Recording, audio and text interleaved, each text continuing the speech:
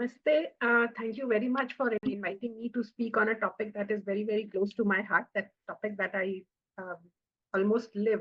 So, tourism is like an umbrella industry.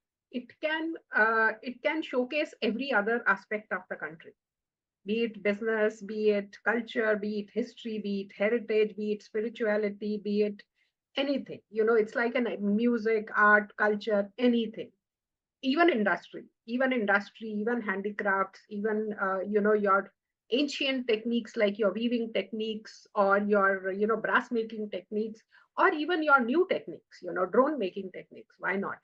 So tourism is an umbrella. So it by nature it is an industry which can encompass anything and everything. You go to a destination and you can see it through million lenses. You can see it for nature, you can see it for anything that interests there. You can go back in time.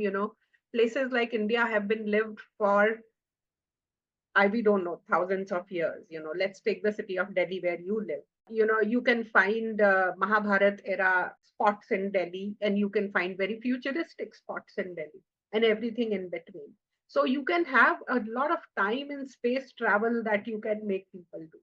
But having said that, the way our, and I'm going to, since your forum is called Education Forum, I'm going to talk about the tourism education, where I'm quite disappointed, and I'm a lone voice, not associated with anybody. Our tourism courses are still teaching people how to hold a wine glass, how to a hotel that should be designed exactly how the Europeans designed hotels in 19th century. So and they refuse to move on. They simply refuse to move on. Probably because nobody wants to take the giant step of changing the curriculum, or are asking, at a couple of tourism institutes where I was invited, I had asked them that your chart showing different type of glasses, why does it not have a lassi ka glass or a coffee ka dabra or a kullhad? Why are you just showing different types of wine glasses in India? How many people care about it, and how many people come to India for wine? It's not a wine producing land. Okay, so and many other things. I'm just taking wine as an example. So in the education sector, the whole curriculum of our tourism institutes need Indianization. And here, when I say Indianization, I'm not even talking as a patriot or as a nationalist, which I am, but I'm not talking at that. I'm talking purely from a business perspective. Any tourist coming to India comes to see India. They are not coming to see a piece of Europe in India. For that, they'll go to Europe. So we have to create, I think Indian tourism industry has the biggest potential for innovation. We have to innovate products, we have to innovate experiences, we have to show India. And when I say India, I would say if I'm in Kumaon, then I need to see the Kumaoni culture. If I am in Tulunad, I need to see Tulunad. I don't need to see some version of Rajasthan. Okay, so, and definitely not some version of Europe. Our hotels need a huge upgrade. All the hotels are designed exactly how the hotel industry, how they were at the beginning of hotel industry. You go to any hotel, you cannot make out which city, which place you are in. You could be anywhere. Why should that be? If I'm in Kashi, I should know, every corner should tell me I'm in Kashi. Second, third, these days spiritual tourism is kind of buzzword and it's being promoted big time. But we must understand that spiritual tourism is an oxymoron. The travel to spiritual places for spiritual benefits is called pilgrimage or tirth yatra, and the requirements of a tirth yatri are very different from the uh, requirements of a tourist who is going there for leisure and pleasure. So understanding that difference, there's only one university who's engaged me to teach a course on yatras, and that's thankfully BHU. No other university is even touching the topics like Tirth Yatra. So there is a lot of big ticket changes that need to happen in the tourism curriculum. even in the mannerisms that we are teaching. Why are we telling people that you have to say good evening, good morning? Why can't we use the local greeting wherever you are? It's not too difficult to pick up. All of us pick up on our travels. Or the small little men, we have to we don't have to do incremental innovation when it comes to hotel designs. We have to think completely new, saying that if somebody comes to this place, what is it that they are looking for? We need to redesign our dharamshalas, bring back the culture of dharamshalas, and reinvent them for modern needs. So our dharamshalas do need an internet connection. They do need neat, clean toilets. They do need safety stuff. They do need some kind of a validation if they are community dharamshalas, and we really need to think about it. If people feel safe and secure in community dharamshalas, we need to have those community dharamshalas. So we need to have a state of the art dharamshalas. And when I say the reason I'm using the word dharamshala is because it has the word dharma in it. It doesn't mean it will not come at a ticketed price for, and it will be available to anybody and everybody who wants to use it. Unlike a hotel, which becomes where the entry barrier is its ticket price. So, and we need a lot of these dharamshalas in the pilgrimage centers that we are promoting big time. So, there is a lot of scope. At the same time, we have to be very, very careful about over tourism. There are ample pockets in India which are suffering from over tourism. You know that if there is a long weekend, all roads to Shimla Manali are clogged. If there is a long weekend, all the flights to Goa are booked. You cannot get out of Goa end of the end of year, even if you want to. The ticket prices are simply unaffordable, and there can be emergency situations where you have to travel. And locally, the culture of these places is suffering. I'm not even getting into the unethical stuff that happens. Even with all the family travel, ethical travel that's happening, there has to be a balance in our tourism places. Any one place hits, and then everybody wants to go there. Why? Because is it the lack of places we have? Not really. We have ample places. Is it lack of facilities? Maybe. Is it lack of promotion? Maybe. Is it lack of facilities to reach there? Maybe. So these are, yeah, there are few parameters that we need to look at it, but balance in tourism is something that we need to built in. If we keep creating pockets where over tourism becomes a problem, then we are killing the culture of the place. We're literally killing the culture of the place. We must do tourism to an extent that it does not alter the innate nature of the destination. So there's a lot of, I mean, I can speak a lot on it, but these are some of the key points that we need to take care. I don't know if anybody is listening. I haven't seen anybody interested or anybody interested in listening to this. I have said I will teach a course on pilgrimage and Tirth Yatras, and I have enough material on them, and I need people who can help me do research. I haven't received the support as yet. No, but apart from state agencies, see, government somewhere or the other in India, the thought is, okay, it is all a government's business. But where do you see the entrepreneurs? Because a lot of unemployment is out there. Everyone or anyone, as you said, that tourism is an all-encompassing industry. So it anyone who is in any micro enterprise, how it can be transcended to become a tourism enterprise, and what the individual youngsters at the level of education, at the level of whatever startup developments people are talking about, uh, what I would say blueprint you would suggest on that? Tourism is a very low entry barrier space. Mm-hmm. You really don't need a huge capital unless you are setting up infrastructure. You don't need a huge capital. Mm-hmm. That's why you see, in fact, to its advantage, this industry is made up of many small tour operators, tour agencies, instead of being dominated by one or two big ticket item, big ticket guys. So it's a very low entry barrier, but the challenge I see is that people start doing the same thing that is working. It's Okay. like low hanging fruits. So sell rooms, sell flights, that's where you stop. You stop innovating. And when they innovate also, they test it for one trip, they test it for two trips. If it doesn't work, they just give up instead of saying, okay, what is it not working? How can I tweak it? Can I can I wait for 10 iterations before I give up? So, Okay. and for that, maybe they need a bit of mentoring, they need a bit of hand holding, Mm. a bit of a push or a support. But otherwise, it's a very, very, very low entry barrier.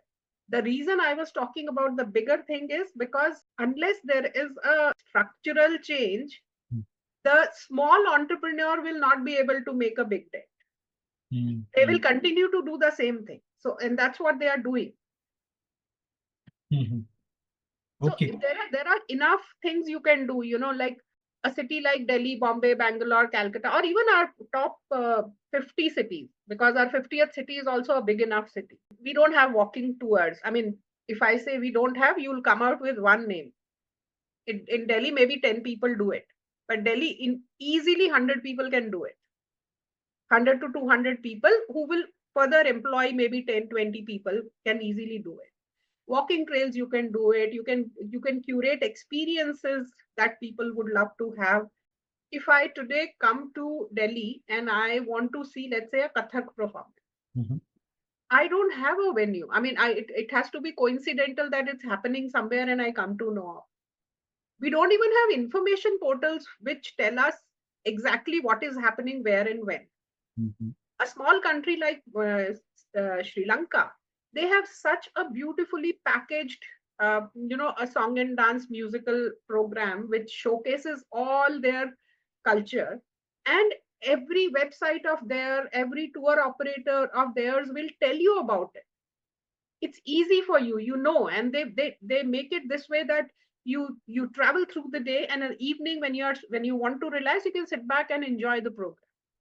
I haven't seen, except maybe in Kochi, they have a Kathakali performance which you can watch every day as a tourist. I don't know of any tourist focused cultural activities happening anywhere in. Out of your experience, like we are listening a lot about startups and all that stuff. So they're in a very, I would say, linear dimensions of, say, a travel portal.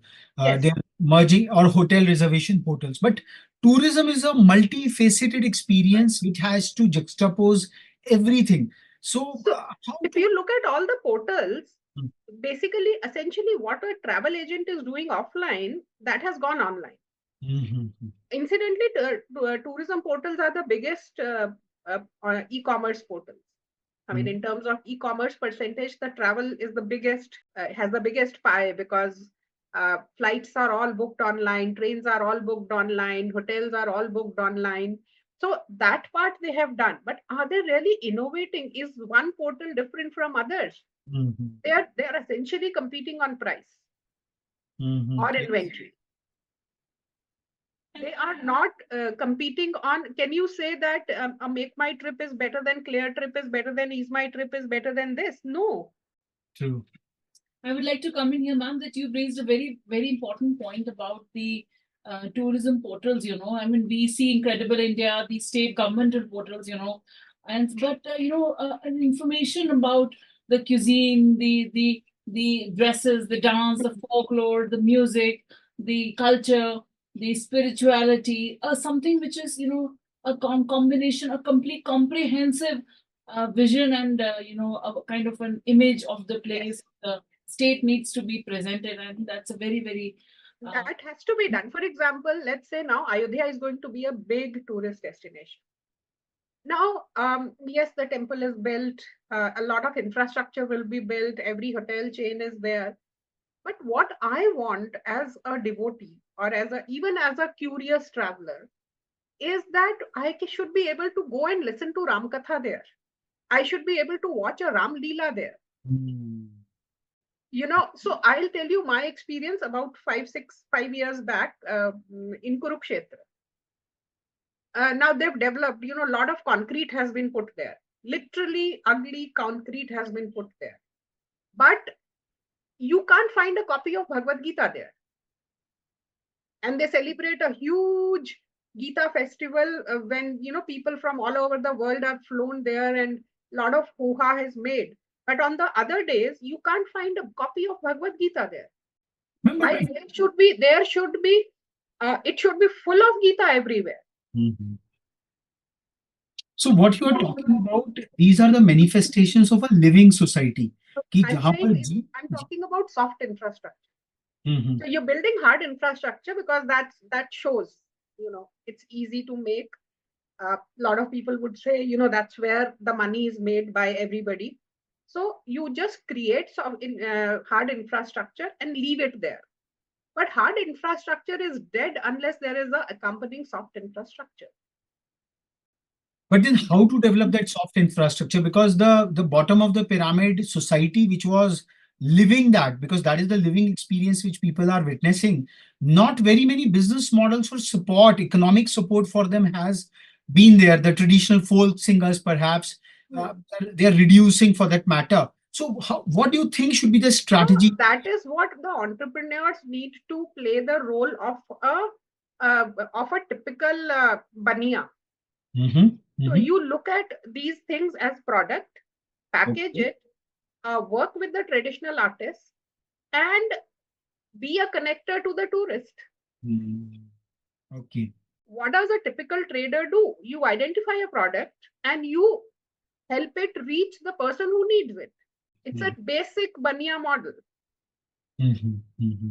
But you have to be persistent because when you're creating a market for a new product, it takes some time for the market to pick up. And you Okay. have to, of course, use all the tools, which I think this industry is good at using. Social media, digital tools, all that this industry is quite good at doing. So you are basically suggesting that apart from selling merely the hotel rooms or some very fixed travel tickets and all, an entire gamut of experiences has to be projected and sold. Right, right. So, for example, I'll tell you some of these, and let me give you some examples which have been successful. So, if you go to the central Indian jungles, all over central India, a lot of luxury lodges have come up. Now, one is they provide you luxury at the lodge. But the more important and the most enticing part of their offering is the soft infrastructure, the naturalist services that they give you, where they help you understand the forest. Okay.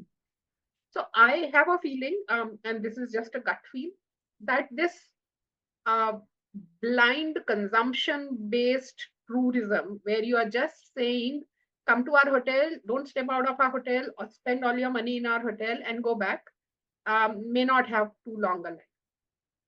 Okay. Because how much can you consume? Tourism essentially is to step out of your time and space and experience something that is unlike you, to learn about people, to try different experiences. So if you restrict it to hotels and resorts should be a medium for you to experience the destination, not destination in themselves. Okay. Okay. Ma'am, I mean, but this is my opinion. yeah, yeah, yeah. But then, whatever. So the soft infra is outside the hotels and resorts. Hotels and It resorts are can the be within the hotels also. Sometimes it can be within the hotels. I mean, if you go to Rajasthan, and Rajasthan tourism has done very well. okay. Uh, nowhere in Rajasthan you ever feel that you are not in Rajasthan. They've not really lost it like other places. So when you go there, you will hear songs, you will hear dance. If you go repeatedly, it may look like a repetition, but if you visit it once time, they're doing a great job. They're doing great jobs of packaging their fairs and festivals. For example, the Pushkar Mela, which is so popular. Almost every Tirtha Kshetra in India has the same Mela across India on the same dates, but nobody else has packaged it as Rajasthan tourism. So I think a lot of people can go on a study tour in Rajasthan, and they're doing a pretty good job of. And I think that's where from the higher education, the students and the universities can be kindled and sensitized on the locale where they are located. So where we talk of edu destinations, and if if a student is taking admission, say in Rajasthan, or Jodhpur, so he should that sensitization, to create student armed forces, for working on portals, sensitizing them, creating that. Does it work? Does it work? I'm not too big a fan of teaching too much. Mhm. I'm a fan of igniting curiosity and then let the creativity of the next generation take its own wings. Mm-hmm. Because all said and done, I am limited by my own life experience. While the next generation, why should that next generation be limited with what I know? I should be able to ignite their curiosity. I should be able to teach them how to look at a destination from 20 different angles. And then it's up to them. Every next generation is smarter than the older generation. So why should they be limited by us? They are far better connected. They have all the information at the fingertips. We still do not see internet based information as much as the younger generation. So I would say you have to guide them and then let them explore their own curiosity. I think we are teaching too much. We are trying to teach everything. You can't teach everything. There's a very minuscule part that you can teach, basics. After that, students should be able to learn or create. Ma'am, you mentioned about Rajasthan Tourism, which is obviously a state agency, and we in India think that tourism development perhaps is the perhaps only the state agency can do it because a lot of governmental intervention is required. Do you have examples of association-driven tourism development of some destinations where a So group has come from? a lot of rural tourism initiatives are community based. I've seen some very successful in Maharashtra. Some of them are, but they are very, very local and not making as big an impact. And by the way, in Rajasthan also, it's not the state which is doing it. It's Mhm. the local entrepreneur. I mean, Rajasthan is the state of entrepreneurs. By by default, it's the state of Marwadis and entrepreneurs. So it's the erstwhile royalty. It's Mhm. the businessman community which is doing it. I don't think state tourism may have a role to play, but it's not that they are very different from other states. The state tourism hotels of Rajasthan tourism are not great. The best state tourism hotels probably are with Madhya Pradesh. So not necessarily. Mhm. Mhm. So Rajasthan it's all driven by entrepreneurs. Mhm. So as you said that very small level community driven initiatives are not so very much. I would say the zebra enterprises, the community driven ones, they can't scale up. So See, scaling up. So to understand, tourism is rooted in a place. mhm, mhm, So they can be in their place. They can be heroes, like the Chotiwala you mentioned. mhm, You know, so Chotiwala is tied to Rishikesh in my mhm, head. mhm, mhm, Right now, they may have 20 other outlets in Delhi and here and there, but they are rooted in Rishikesh for our generation. For next generation, they may be just another chain. mhm, So, इसलिए it may not be possible to do very big, but as long as you can create a brand out of it, it's okay. We don't need two companies ruling India in tourism. We need at least a lakh of mhm, them. mhm. Let many, many small entrepreneurs flourish. So are you seeing that entrepreneurship, the youngsters joining in, I becoming don't see I don't see in tourism sector, and I'll Mhm, tell you why. I have this report from an organization called NICE, mhm, which has a report on investments in the cultural space. mhm, And out of 1,300 crores or so that was invested, or 3,000 crores or something like that, that was invested in last year, only 2 crores went to tourism. mhm. Okay. Okay, now there are two ways to look at it. One is that tourism doesn't really need high capital, and Acha. lot of these are family based businesses, so they've not taken funding, which is great. Mhm, you know so we somehow look at funding as a milestone, which it is not. It's a binding. So there may be a lot of non formal funded in organizations which do not come into the purview of these reports. And the second is that nobody is really thinking differently in the tourism space for new ideas that can be funded. So both there may be a 50-50 reason for funding being so low in the tourism. Mhm. So how to ignite that thinking differently in the space of tourism? Because There are so many tourism institutes across the country. Mhm. I think every state has at least one, if I'm Okay, not wrong. We need to go there. It has to start there. okay. There are a lot of tourism hospitality industry. They supply all the man force to Mhm. to the industry. So that's where we need to start. Lovely, lovely, lovely. I think this is a 360-degree view what Madam Anuradha Goyal has presented and given from all angles. She has touched upon the domain of tourism, and this is the interdisciplinarity which is perhaps needed at the educational level, and then linking it to the local economy, the micro, small, and medium enterprises, where the bulk of our students come from, and they can really as madam said that tourism is an umbrella industry. They can link up whatever enterprise they have. Like Mathura में पीतल की टोटी बनती है, so can we have a GI indicator की associating it over there and marketing it globally? तो हर I'll give you an example. Ji Banaras as a city has about 8 to 10 GI tags hmm of its products locally hmm made.